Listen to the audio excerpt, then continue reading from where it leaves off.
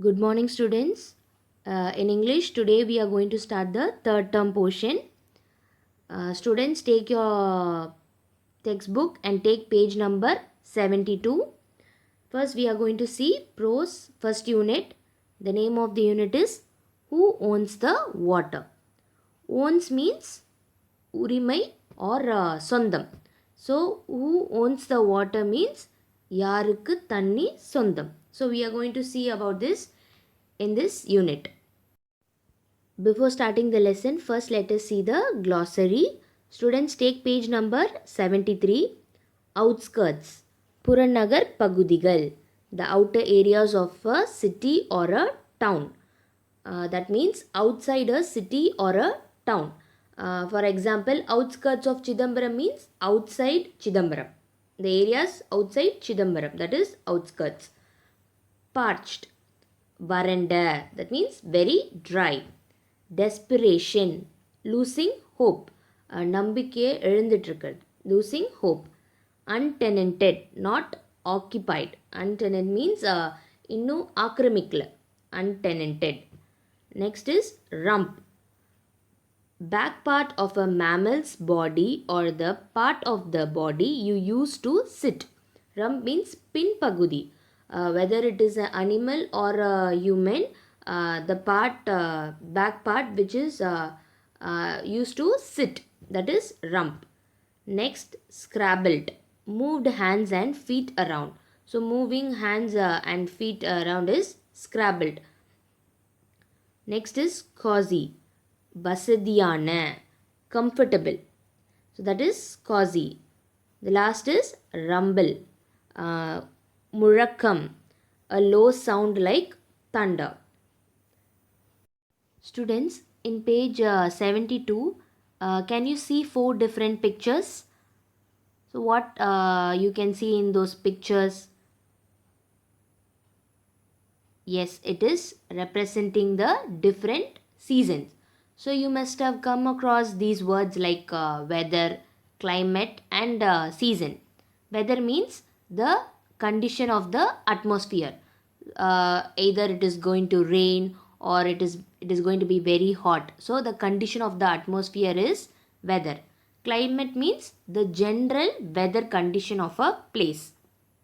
For example, if you go to a hill station, it will be very cold. So that is the climate weather condition. So that is called climate. Season means in a year there are different season. So in this 4 picture, it is representing the different season. So here rainy season, autumn, then winter and summer season. So these 4 picture represent the different seasons. Students, take page number 72. Let's start the unit. Section 1. Once upon a time, on the outskirts of a dusty little village, a tiny bird searched for a place to lay her eggs. So usually how a story begins? Once upon a time. That means long time ago, on the outskirts of a dusty little village. Village means gramam. Outskirt means what I said, outside a city or a town. So outside that little village, a tiny bird searched for a place to lay her eggs. What was the bird searching? The bird was searching for a small place for what? To lay her eggs.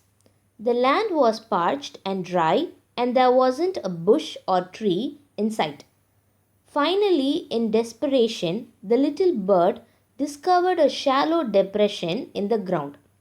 The land was parched. Parched means baranda. So the land was dry and there wasn't a bush or tree.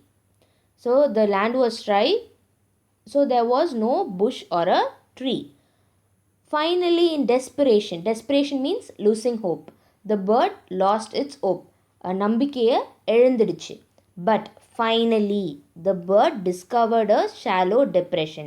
Depression means pallam. But finally, what the bird found? It found a depression in the ground. Using her claws to remove the stones and loosen up the packed earth, she broadened the hole and there, underneath the hot sun, she laid her eggs. Using a claws. Claws means the bird's nail.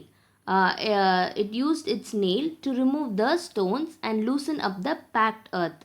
Packed earth means kattiya irukku because the land was dry. So the bird used its nail to remove the stones and loosen up the packed earth. She broadened the hole.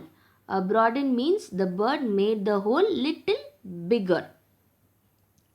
And in that hole, underneath the hot sun.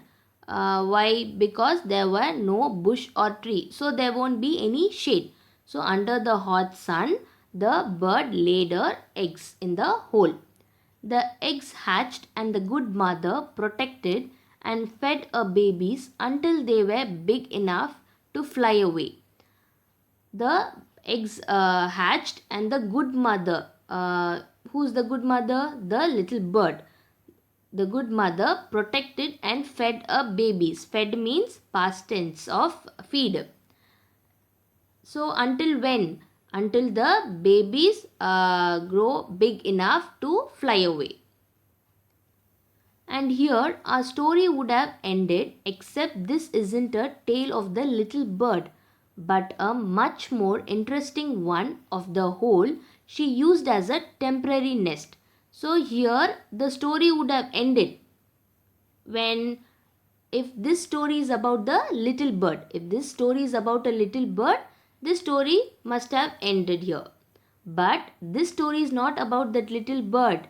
It is about the interesting one. Which one? The hole, which the bird used as a temporary nest. So this story is not ended yet. A hole, you may ask. What could be interesting about a hole in the ground? A hole means குழி. ஒரு குழியில் என்ன இருக்கு?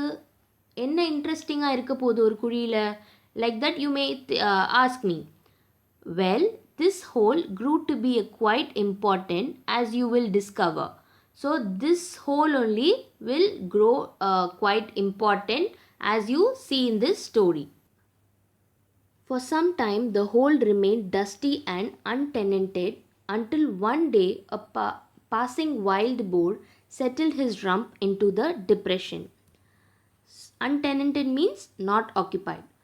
For first the hole was occupied by the bird.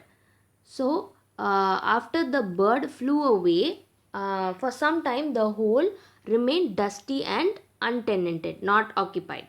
Until when? One day a passing wild boar settled his rump into the depression. Wild boar means kattupandri. So a wild boar settled his rump means back part of the animal. Here wild boar, back part of the wild boar, settled his back into the hole. The pit was not comfortable enough, and getting up he scraped and dug, carving a pit of more hospitable proportion. So once the wild boar sat into the pit was not comfortable for him. So he got up and immediately he scraped and dug. Scraped means rubbing and digging the hole and making that hole. Pit means hole. So he started digging and rubbing the hole and making it into a bigger size. Backing into this hollow, he turned around a few times and with a satisfied grunt settled down to a long snooze. A very long snooze it was too. So once the the hole was made into a bigger size, the wild boar sat into the hole and he turned around a few times and with a satisfied grunt. Grunt means making a low sound. Then he settled down for a long snooze. Long snooze means for a long sleep, and that was a very long sleep too. The boar turned and scrabbled in his sleep, loosening the earth around his cozy dugout until the fading sun and the rumble in his stomach told him it was time to get up. Boar turned and scrabbled in his sleep. So during our sleep also we used to turn around and move our hands and feet. So same like that, this wild boar also turned and moved its hand and feet, loosening the earth around his cozy dugout. Cozy means comfortable. So, because of its coziness, he turned and scrabbled until when? Until the fading sun and the rumble in his stomach. Fading sun means until the sun set, and the rumble means low sound. Where the sound is coming from? It is coming from its stomach, telling him that it is time to get up. So, until the sunset and the sound telling him to wake up, it was turning and moving its hand and feet. With a mighty stretch and a final kick, the hungry boar departed his daybed without a backward glance. So once the wild boar woke up, it stretched, and with a final kick, the hungry boar departed his daybed. Departed means purapattadu. Daybed means here it is referred to the whole. Why it is referred? Because in the whole day it was sleeping in that pit very comfortably. So that is referred as daybed here. So without a backward glance. So the wild bird departed his daybed without a backward glance means திரும்பி பார்க்காம அது போயிடுச்சு. And is that it? You will enquire. To which I will reply, no, it isn't, dear one, not by a long shot. Our story has just begun. So once the wild boar left that place, you may think, and is that it? That means avlodana. Like that, if you ask, I will reply, no, it isn't. Because after a long, now only our story has just begun. So the first session is over, students.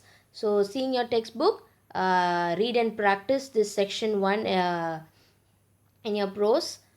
In the next class, we will see the section 2. Thank you, students.